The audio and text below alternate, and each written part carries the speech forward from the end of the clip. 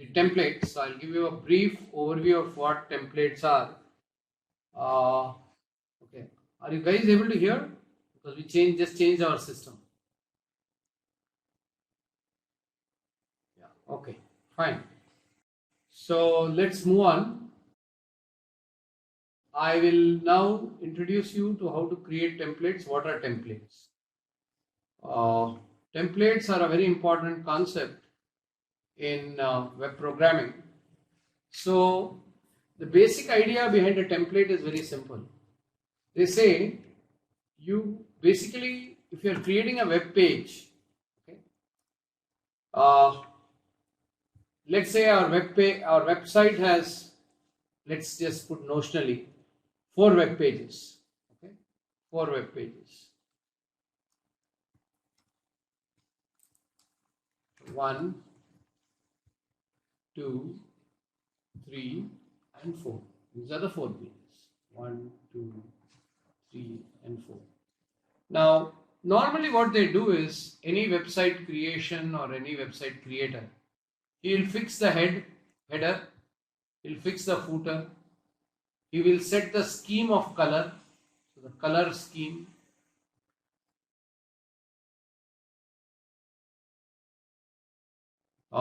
and certain times what should appear on the right side, and maybe a menu at the top, okay, something like this. This is going to not change from a page to a page. Okay. What will happen here, the actual content may vary from C1 may not be equal to C2 and should not be. Otherwise, why do you need pages? But the rest of it, that is this, or this, these are all going to be same. Okay. They are not going to be too different, or even if the change is there, it would be a marginal change. Okay.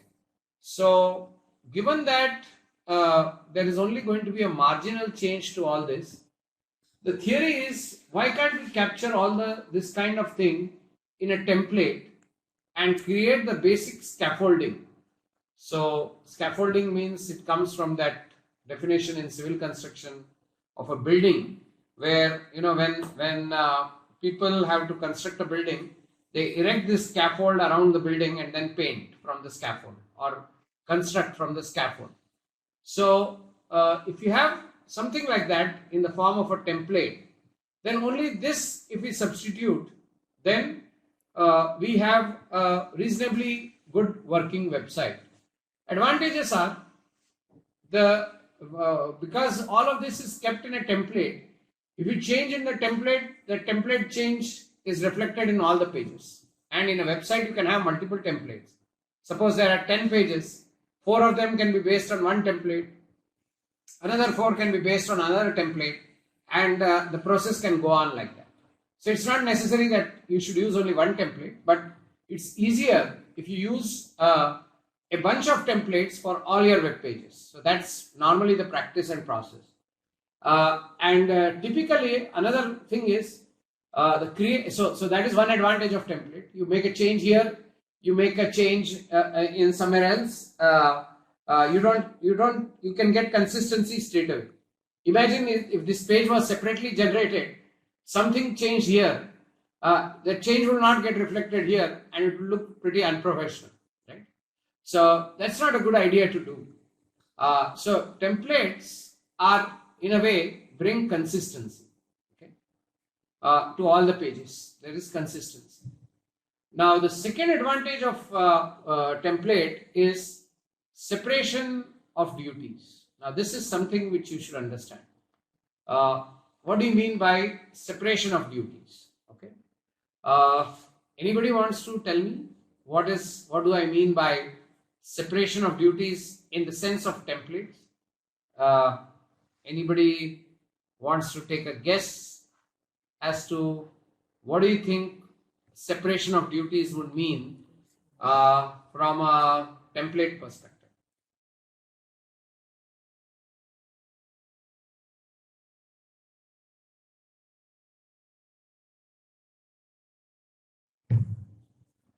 Anyone? I'll wait a couple of minutes because this is a very important task in template design.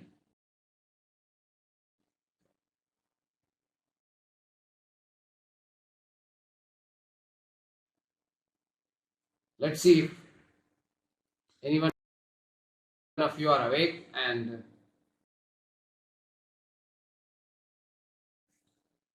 we can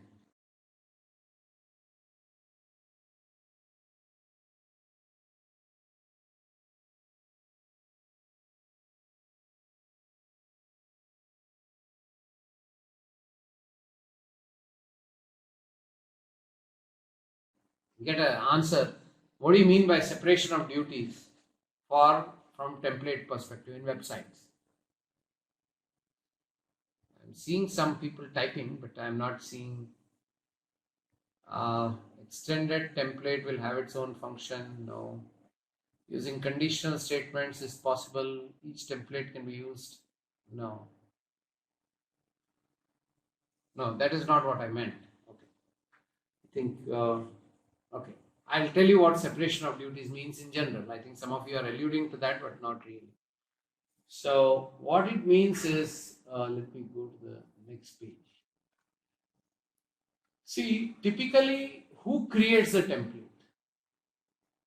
The creation of the template is a task which is typically done by people who are web designers.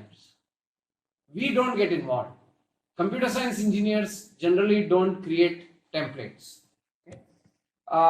This is generally done by web designers because you have to take care of the UX experience, the user experience, and you have to take care of certain standard styling which every website need to have. So all these are issues which normally are done by a different body of people other than the body of the people who write the actual code, which is coming from a database or coming from the internet or coming from some scraping or being generated or something. For example, here there may be an output of an AI ML program.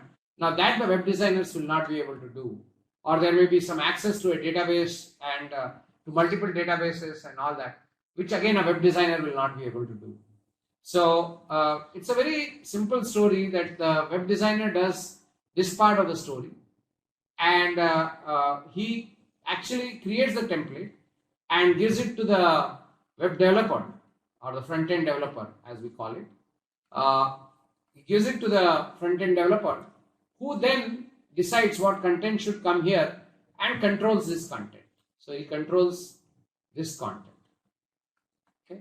So in a way, by creating this concept of template, which is kind of static, and this kind of the dynamic thing, for years the web creators have portioned or have created what is called as a separation of duties.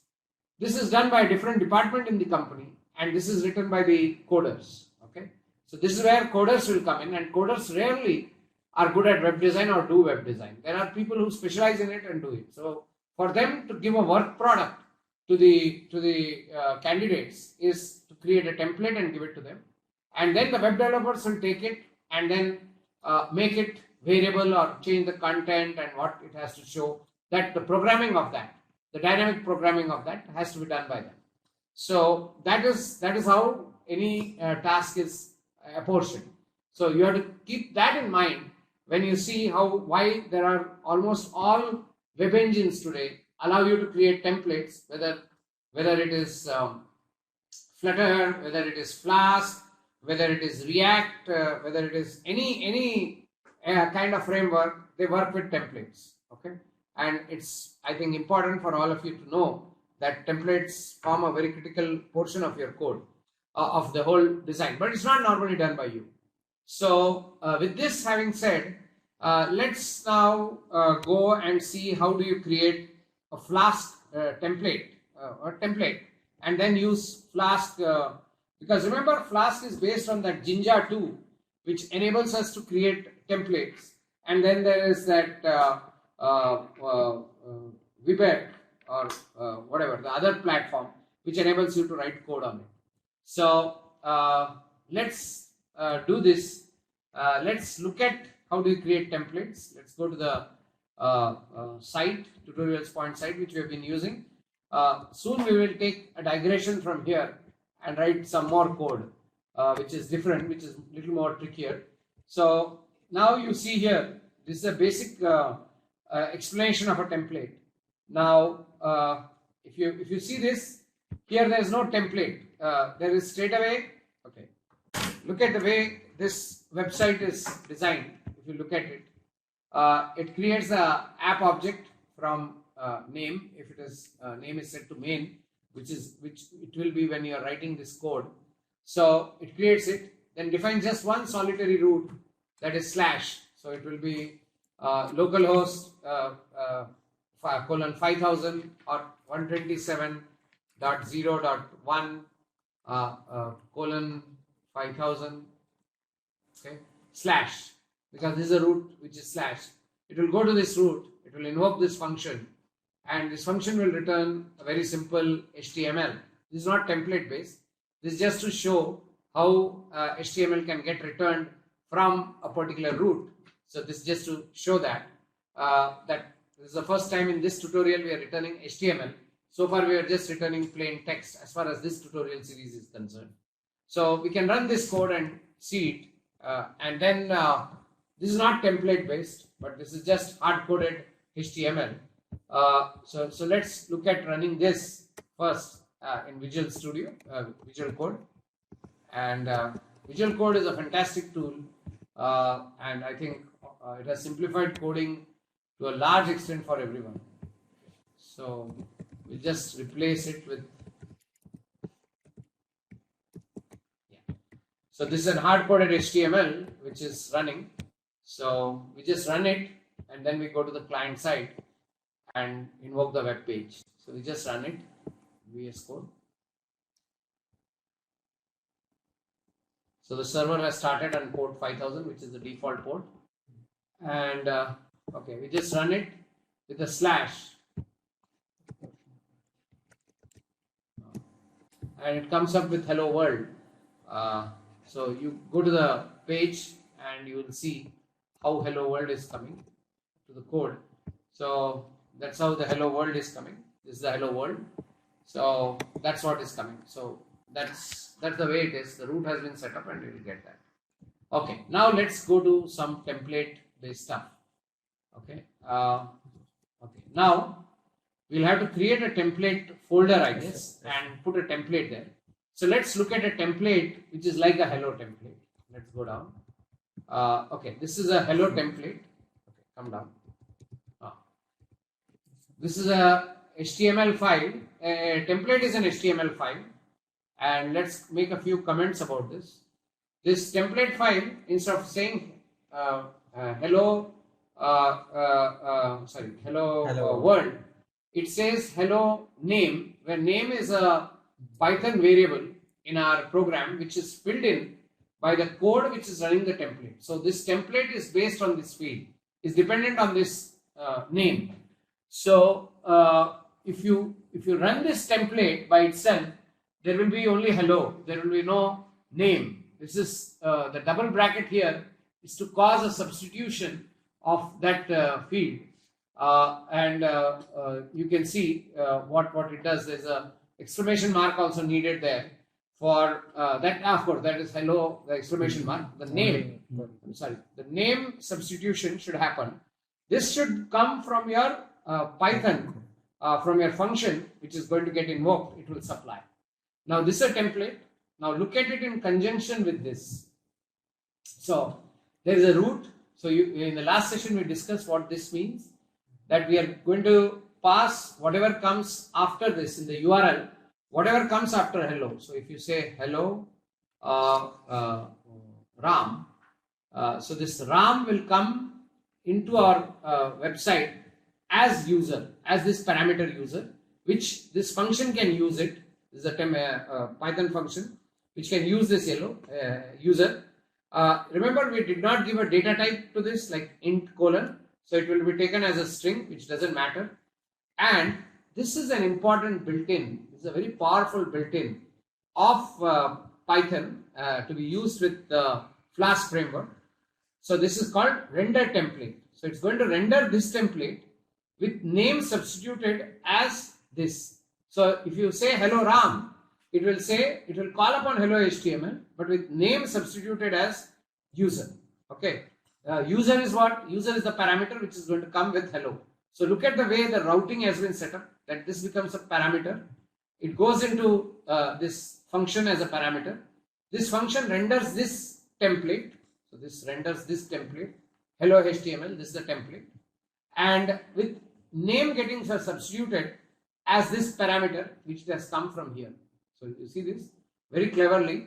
The template does not contain Ram or anything. The template just says I'll display name. Name it's what going to get from here as a parameter, which this particular thing is getting from what the user has entered in the URL.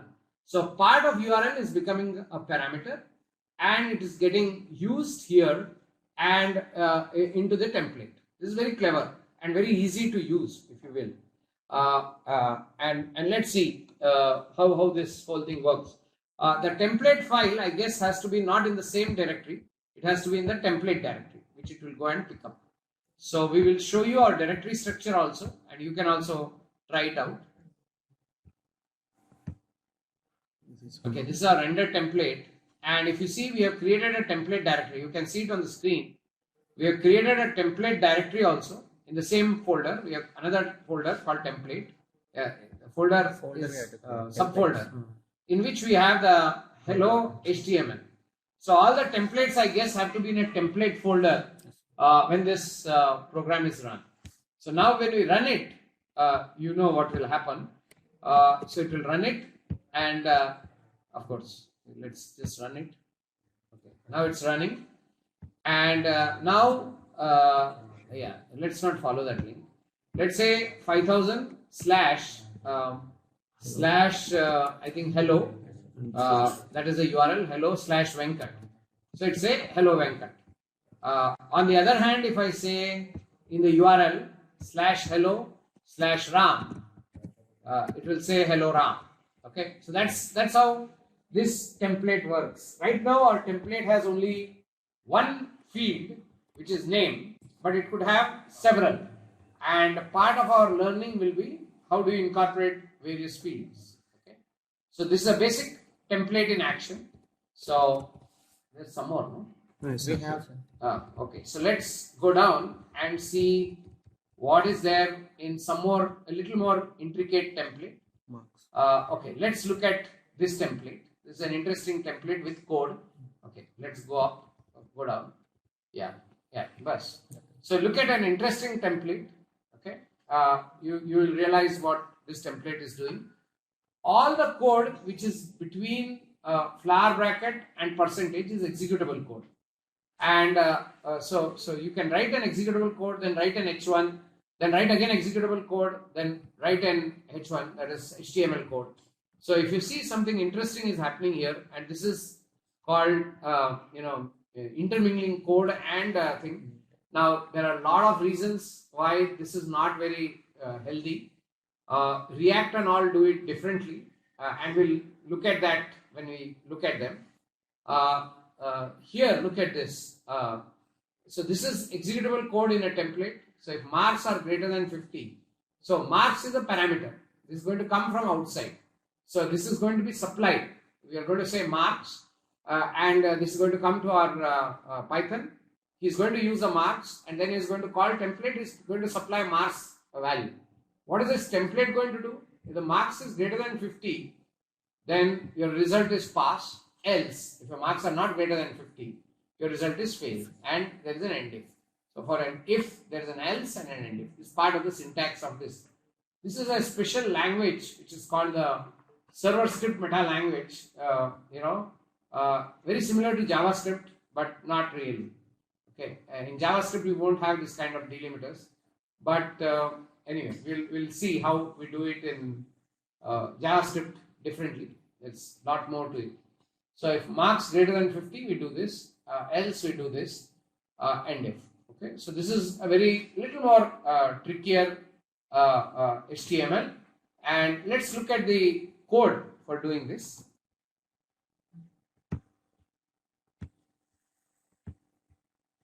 Rub it and we'll look at the code part. Just remember that marks has to be supplied as a parameter.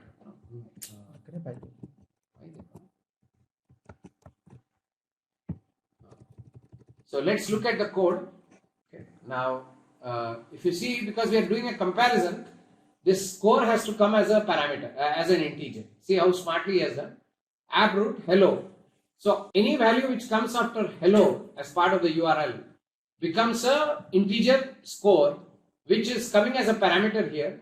And if you notice what he is doing, he is rendering the template hello HTML with a mark set to score. That means the parameter marks is set to score. This, if it becomes a bigger thing, we'll have to use a dictionary here and pass parameters. I think that is what we'll do in the next session.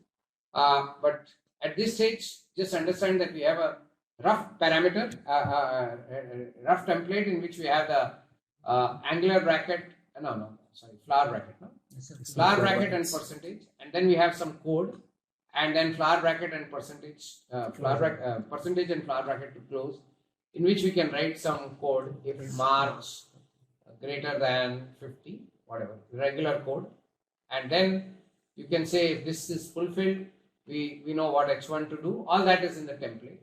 So this template would need marks, a parameter marks, which is set to score, which is coming as from the URL. So when you say /hello/35, you are saying I'm going to the site with 35 marks, and then the marks are obviously fail marks. So this is how this can be done. So this is another kind of template to run. So let's see this in action, and let's see if you can get something out of it. Okay, so here we go, and we'll run it. So we have the template sitting in hello again for this thing. So we follow the link and we say hello 35, which will be treated as an integer. Okay. Your result is fail because you got 35. We enter 70, hello 70, and we say your result is pass. Like this, you can do n number of things with your template. Okay. So, are there some more things? Yes, let's go down. One more. Yeah. Let's go down more in the template. So here is something more. Table. There's a table here in a template. Okay. So where values are substituted. So here the values are okay. What all comes here is result. Okay, which comes as a table or a dictionary. Dictionary. So see how interesting this is.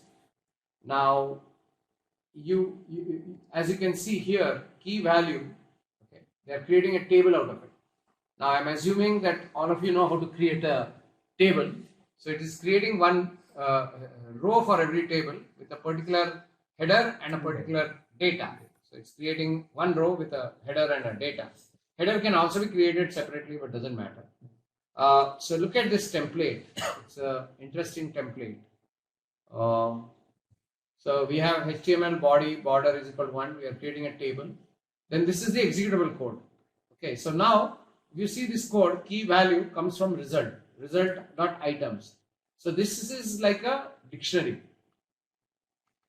which has to be created in Python and supplied to this, because without this dictionary and dictionary of items, each item refers to one key value pair, and then it shows the key in the header and the value in the detail. Remember, in every T row can have a TH and a TD also.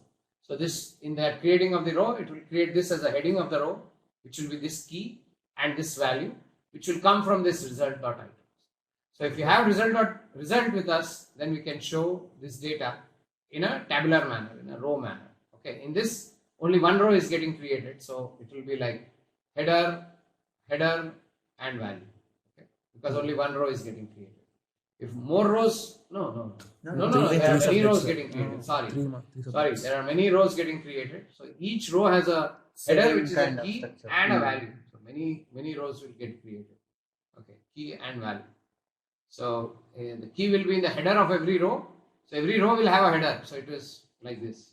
Row, it has its own header and its own detail. Then again, everything in one table. Everything in one table. Like two columns. Two columns. table One is row. header and one is. Acha, it will be vertical. Yes, Okay, sir. not this way. Okay, let me rub this. Instead of one below the other, it is one besides the other. Okay, not this way. It will go in the standard dictionary way. Okay, so it will store it like this. This is a table. So for every entry, there will be a TH. This is the key. This is the value. Again, the next table row. Yeah, everything is becoming a table row. So TH and TR. Yeah, this is correct. TH and TR. TD. This is TDs. This is TH. So for every row, there will be a TH and TD. Normally they create a separate row of THs and do that, but this is also fine. This is more a dictionary type of retrieval, and the data will come from result. So now let's see how the so this is the executable code. There is a for and end. So end for, just like if and end if, and then each of the variable here is substituted. So now how does result get created in our Python from the URL? Okay, so let's do that. I think there is a hard-coded result which we are passing. Go up. So see this, when we say result, we are having a dictionary and we are directly passing the dictionary. We are creating a dictionary. Now this soon we will adapt it when we make it more real. This will come not like this. This is a dictionary, all right, but that is a Python dictionary which is hard-coded. This will come from a database. Okay. We'll pull this from a MongoDB.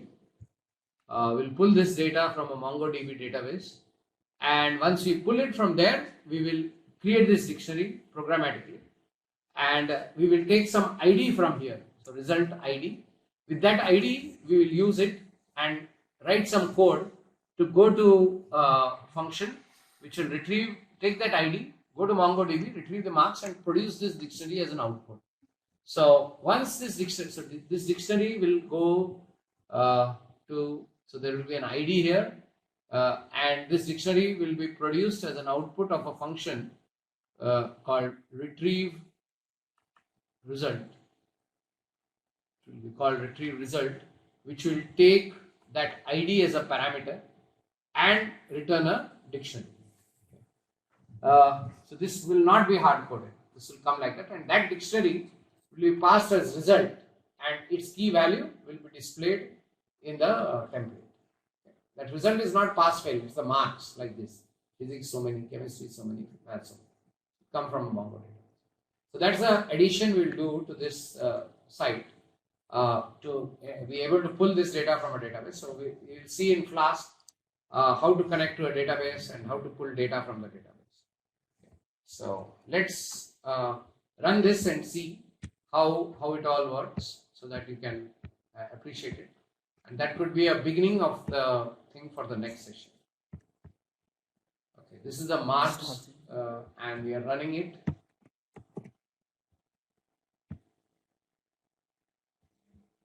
So here, if you just follow the link and say /result, it will show this in this form. It's a table. It's a simple table without any CSS or anything. It shows that. So this was a brief overview of how templates work, and as you can see, they are reasonably powerful, and how we will be able to pull data from databases also we have briefly talked about. Now we have to make it happen so that you can see that in action. Okay, I guess we are at 120. That's all in this HTML. So in the next session we will go a little further and see if we can connect to a database and pull data from a MongoDB or something, and see whether we are able to show it here. We'll do that in the next session for this.